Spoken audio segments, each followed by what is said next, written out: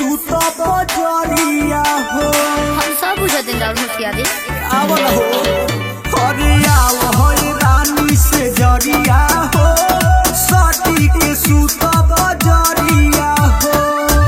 छुए नाही देलू जइसे लागे भइल हानि बा। छुए नाही देलू जइसे लागे भइल हानि बा। ऐसे काहे करे ए बोला मुझे कमल में परेशानी बा।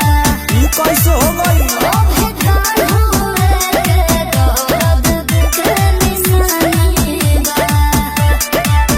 ए बोला मुझे कमल में परेशानी बा। कलम दर्द हरे Music said Rakesh.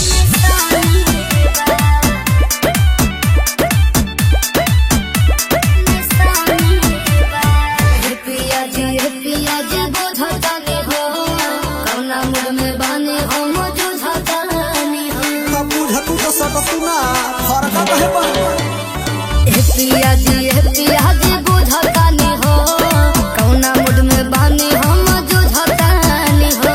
सुनो हर बुझ मजबूरिया हमार धनिया काहे खातिर मिली वाला बाजवनिया। अपने मरद से हो गया न कहानी बा। अपने मरद से हो गया न कहानी बा। ए बोलो मुझे कमल में परेशानी बा। काहे ओ भेदार हुए के दर्द के निशानी बा। ए बोलो मुझे कमल में परेशानी बा। सब खेला बुझत नहीं करे जा। निशानी बा। निशानी बा।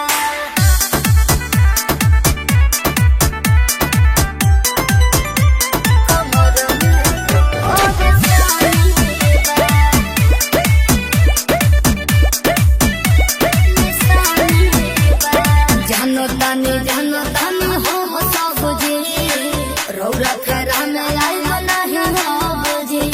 हम सब बुझा दिन राउर मुखिया दे पूछ नहीं तू बुझ जानो तानी हम सब जी रौरा फेरा में आई नहीं हो जी।